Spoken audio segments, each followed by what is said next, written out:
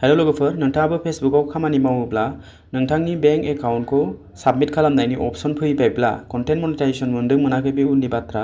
नाथाय जेब्ला कन्टेन्ट मनेटाइजेसन मोनगोन, जेब्ला आर्निं खालामनो स्टार्ट जागोन, अब्ला नोंथांनि बेंक एकाउन्टआव $25 बा $100 उनाव बेंक एकाउन्टआव फैसाया हाबफैयो। माने फेसबुक आपडेट जानायनि उनाव बेंक एकाउन्टआव हाबफैयो, नङा होमबा? थिग बेबायदिनो बिनि सिगां जोङो बेंक एकाउन्टखौ साबमिट एबा सेटआप खालामनानै लाग्रोनांगौ। बियो जोबोद इम्परटेन्ट। बेयाव जुदि मिस्टेक खालामोब्ला, मोनसे फिसा भुल खालामोब्ला लाइफ टाइम नोंथाङा फेसबुकनिफ्राय थाइसेबो आर्निं खालामनो हानाय नङा। नोंथांनि फेसबुकआ एसेबांखि ग्र' जाया मानो, एसेबांखि भिउस फैया मानो, एसेबांखि आर्निं जाया मानो, थाइसेबो थाखा नोंथाङा बे फेसबुकनिफ्राय मोननाय नङा आरोखि। स' जोङो बेखौ गोरोन्थि खालामालासे मोजाङै सेटआप खालामनांगौ। माबायदि सेटआप खालामनांगौ बे भिडिअनि गेजेरजों आं डिटेइलि मोजां स्टेप बाय स्टेप खिन्थालांगोन। आरो नोंथाङा कन्टेन्ट मनेटाइजेसन जुदि मोनाखैब्ला, जेरैहाय हमनानै ला बे गाहायाव दङ नट येट एभेलेबल दंना, बेयाव कन्टेन्ट मनेटाइजेसन बेयाव श' जादों। नाथाय जोङो दा बे कन्टेन्ट मनेटाइजेसनखौ इनेबल खालामनो हायाखैब्ला नोंथाङा मा खालामनांगोन? नैबे कन्टेन्ट मनेटाइजेसनाव क्लिक खालामनानै, नैबेहाय क्लिक खालामनानै, नैबे नटिफाइ मि ओंखारदोंना, बेयाव नटिफाइ मि, बे नटिफाइ मियाव नोंथाङा क्लिक खालामनानै होबानो जाबाय। अके, बिनि उनाव नोंथाङा कन्टिनिउ पस्ट होबाय था, कन्टेन्ट मनेटाइजेसनखौ नोंथाङा मोननो हागोन। फार्स्ट स्टेप बेफोरबायदि नोंथाङा खालामनानै लाब्लानो जाबाय। पे आउट एकाउन्ट सेटआप खालामनायनि अपसन फैयाखैब्लाबो नोंथाङा बेयाव बेफोरबायदि खालामनानै ला कन्टेन्ट मनेटाइजेसन सिगां। बिनिफ्राय पे आउट एकाउन्ट सेटआप खालामनायनि स्टेपखौ आं दा नोंथांमोननो खिन्थालांसै। भिडिअखौ फार्स्टनिफ्राय लानानै जोबजासिम नायलांदो लोगोफोर। मोजाङै ध्यान होनानै नायलां, जेबो मिस्टेक खालामनाङा। आं जेरै खालामदों बेफोरबायदिनो खालामनानै लाब्लानो जाबाय। फार्स्टआवनो बेयाव 0 एक्सपायार अन अक्ट'बर 2023। जुदि नोंथाङा बबेबा स्टार्सनिफ्राय बा नोंथाङा बबेबा एफिलिएट प्रग्रामनि थाखाय नोंथाङा जुदि आर्निं खालामदोंब्ला, बेयाव बेफोरबायदि जेसेबांखि आर्निं जाया मानो बियो एक्सपायार जालांगोन। जुदि नोंथाङा 23 अक्ट'बरनि सिगां बा नोंथांनाव बेलेग डेटबो जानो हागौ, बिनि सिगां पे आउट एकाउन्टखौ सेटआप खालामनानै लायाखैब्ला बियो एक्सपायार जालांगोन होनना बुंदों। स' बेयाव आंना सासे ब्रादारनि फेसबुक बेखौ आं सेटआप खालामनानै होनो नागिरदों।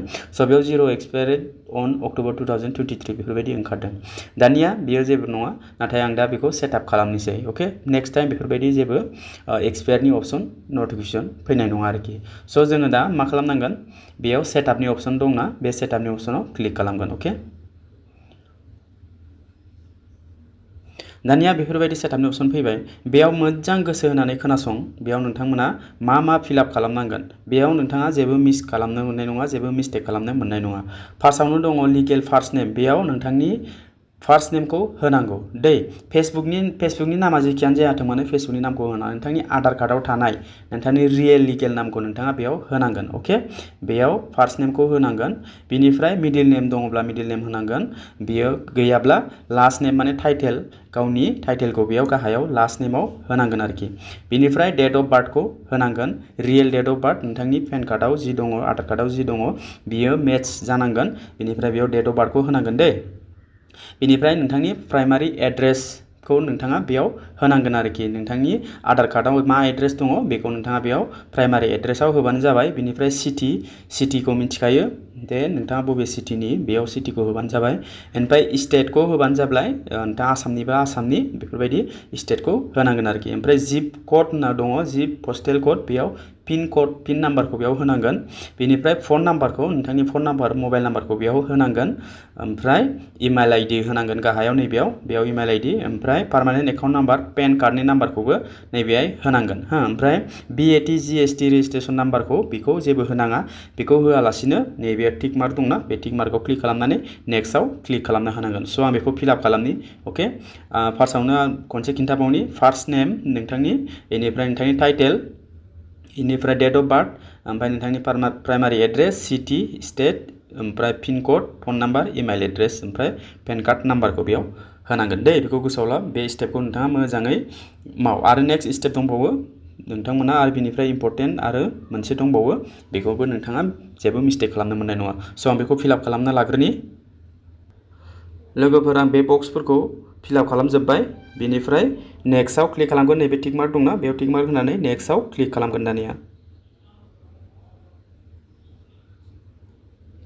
अके, नेक्स्टआव क्लिक खालामनाय लोगो लोगो नैबेयाव बेंक ट्रान्सफार दं, वायार ट्रान्सफार दं, लिंक योर पेपल एकाउन्ट स' जोङो बेखौ दा मा होनो बेंक ट्रान्सफाराव क्लिक खालामोब्ला $25 जाग्रोमोना जानाय लोगो लोगो नोंथांनि बेंक एकाउन्टाव फैसाया हाबफैगोन आरो जुदि वायर ट्रान्सफार खालामोब्ला $100 जाब्लासो नोंथांनि बेंक एकाउन्टाव फैसाया हाबफैगोन हा बेयाव गोसोआवला $25 जानाय लोगो लोगो नोंथांनि बेंक एकाउन्टाव हाबफैगोन आरो वायर ट्रान्सफाराव सेलेक्ट खालामोब्ला $100 जाब्लासो नोंथांनि बेंक एकाउन्टाव हाबफैगोन नाथाय बेनि थाखाय सुइफ्ट क'डबो नांगोन अके स' जोङो दा फार्स्टआवनो जों 25 खौ सेलेक्ट खालामगोन $25 खौ अके ओमफ्राय वेयर ट्रान्सफारनि सायावबो आं भिडिअ बानायखादों सुइफ्ट क'डआ मा सुइफ्ट कार्डखौ जों बोरैहाय मोननो हायो बेनि सायाव भिडिअ बानायदों स' नैबे $25 आवबा सुइफ्ट क'ड नाङा डाइरेक्टलि $25 जानाय लोगो लोगो बेंक एकाउन्टाव फैसाया हाबफैगोन आरोखि स' बेंक ट्रान्सफाराव क्लिक खालामगोन बेयाव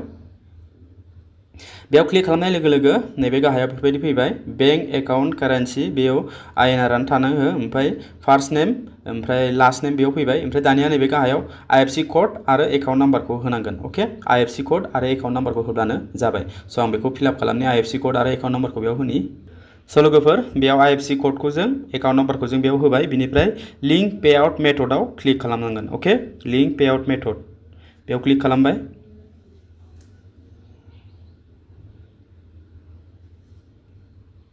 बेयाव क्लिक खालामनाय लोगो लोगो नैबेयाव एड योर टेक्स इनफ' फैबाय नङा होमबा एड योर टेक्स इनफ' जोङो दानिया क्लिक खालामनांगोन जोङो टेक्स इनफरमेसनखौ जोङो होनांसिगोन बेयाव अके स' बेयाव एड टेक्स इनफ' क्लिक खालामबाय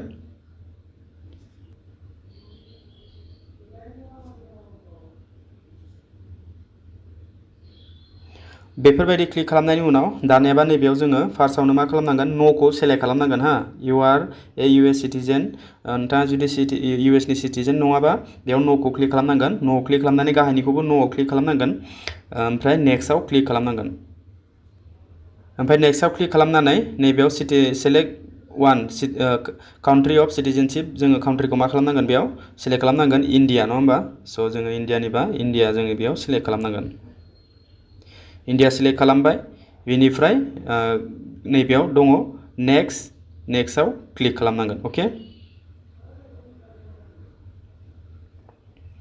दानाबा नेक्स्टआव क्लिक खालामनानै नोंथांनि एड्रेस डिटेल्स गासिबो बेयाव फैजोबबाय आरो खनसेबाव नेक्स्टआव क्लिक खालामनांगोन बेयाव क्लिक खालामनाय लोगो लोगो आरो नेक्स्टआव खनसे क्लिक खालामनांगोन अके बेनिफ्राय नैबे जोङो लकेसन अफ वेयर सार्भिस आर अर विल बी बेसिकेलि पारफर्म बेयाव जोङो 0% क्लिक खालामनांगोन बेनिफ्राय नेक्स्टआव क्लिक खालामनांगोन बेनिफ्राय गाहायाव फैदो गाहायाव फैनानै नैबेयाव सिगनेचार टाइपआव आधार कार्डआव मा नाम दं नोंथांनि आधार कार्डनि नामजों सेम मिलायनांगोन दै स' लोगोफोर बेयाव आधार कार्डनि नामखौ बेयाव मेनसन खालामनानै होनोसै अके आधार कार्डनि नामखौ बेयाव होबाय ओमफ्राय नैबे गोजौआव टिक मार्क होनानै आइ क्लियारिफाइआव टिक मार्क खालामनानै दानियाबा गाहायाव जि डेट दङ बेयो बिदिनो थाथों स' ओमफ्राय नेक्स्टआव क्लिक खालामना होबानो जाबाय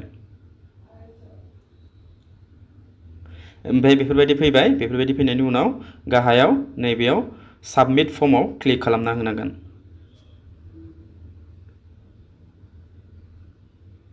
साबमिट फर्मआव क्लिक खालामबा बेफोरबायदि फैबाय डिटेल्सआ बेयाव अपेन जाबाय बेनिफ्राय डानआव खनसे क्लिक खालामनानै होदो your tax information is complete होनना बुंखागोन ओमफ्राय नैबे गाहायाव डानआव क्लिक खालामना होबानो जाबाय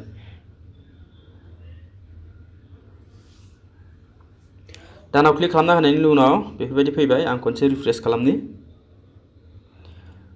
स' रिफ्रेश खालामनायनि उनाव बियो बिनिफ्राय गोमोरलांबाय माने सेटआप जाबाय आरोखि दानिया माबोरै सेटआप जादों बेखौ आङो नोंथांमोननो खिन्थानोसै दानिया आं बेखौ बेक फैनोसै बेक फैनानै डेशबर्डआव आं क्लिक खालामगोन डेशबर्डआव क्लिक खालामनानै नैबे गोजौनि मनेटाइजेसननि सेक्सनाव क्लिक खालामगोन बिनिफ्राय दानिया बेयाव एकाउन्टखौ नोंथाङा फार्स्ट एकाउन्ट सेटआप खालामनाय समाव बिजनेस टाइपनि चेन्ज खालामनायनि अपसना फैयाखैब्ला बेयो उनावबाबो फैनो हागौ स' बेखौ बोरै खालामगोन नैबे स्टार्स दंना स्टार्सनि अपसनाव जेनेबा क्लिक खालामनानै ला बे थिरनि एर'आव क्लिक खालामब्ला नै बेफोरबायदि फैबावबाय एड योर पेआउट एकाउन्ट बेफोरबायदि फैदों स' लोगोफोर नैबे एड योर पेआउट एकाउन्टआव खनसे क्लिक खालामनानै नैबेयाव दं सेलेक्ट योर बिजनेस इनफ' दै बे सेलेक्ट योर बिजनेस इनफ'खौ जोङो बेयाव बिजनेस इन्डिभिजुवेल दङ बे इन्डिभिजुवेलनि जाखानांगौ स' जेब्लायबो नोंथांमोना इन्डिभिजुवेलखौ सेलेक्ट खालाम बाखि गुबुनखौ जेबो सेलेक्ट खालामनाङा बिराद गिदिर प्रब्लेम जायो उनाव स' लोगोफोर नैबेयाव इन्डिभिजुवेलाव क्लिक खालामनानै नेक्स्टआव क्लिक खालामगोन नेक्स्टआव क्लिक खालामनाय लोगो लोगो बियो आंना इन्डिभिजुवेल जाबाय बेंक एकाउन्टआबो सेटआप जाबाय लोगोफोर स' बेखौ नायनो थाखाय आं खनसे डेशबर्डआव क्लिक खालामबावगोन बेनिफ्राय डेशबर्डआव क्लिक खालामनानै गाहायाव आदार टुल्स दंना बे आदार टुल्सआव क्लिक खालामगोन क्लिक खालामनानै बे पेआउट्स दङ बे पेआउट्सआव क्लिक खालामगोन अब्ला नोंथांमोना नायनो हागोन नैबे सेटिंनि आइकन दङ बे सेटिंनि आइकनाव क्लिक खालामनानै नोंथांमोना नायनो हागोन बेयाव एकाउन्टआ गासिबो सेटआप जाजोब्बाय business type country India, business type individual, बेनिफ्राय business phone number, email address, ओमफ्राय टेक्स बेफोरबायदि गासिबो फैजोब्बाय। अके, गासिबो फैजोबनायनि उनाव गाहाय उनार नेम सोनार नेम गासिबो मिस्टेक गैयाजासे आङो फिलआप खालामनानै होबाय। दा लोगोफोर नोंथांमोनाबो बेफोरबायदिनो स्टेप बाय स्टेप क्लियारलि मोजाङै खालामनानै ला। खनसे मोजां खालामनानै लायोब्ला इन फिउचार नोंथाङा जेब्लायबो प्रब्लेम जानाय नङा आरोखि। आलो गोजोनै नोंथाङा फेसबुकनिफ्राय आर्निं खालामनानै लाबाय थानो हागोन, जेबो प्रब्लेम जानाय नङा दे लोगोफोर। स' लोगोफोर नोंथांमोनाबो बेफोरबायदिनो खालामना लाब्लानो जाबाय। अब्ला भिडिअ बेखिनियावनो। भिडिअखौ माबायदि मोनदों, भिडिअखौ मोजां मोनोबा लाइक खालामदो, कमेन्ट खालामना खिन्थाहरदो। भिडिअखौ मोजां मोनोबा लाइक खालामनानै चेनेलखौबो साबस्क्राइब खालामनानै बेलनि अल नटिफिकेसन खालामनानै होदो, जाहाथे बेफोरबायदि इनफरमेटिभ भिडिअ नोंथांमोना नुबाय थानो मोनो। अब्ला लोगो मोनगोन next video. Tata bye bye and take care.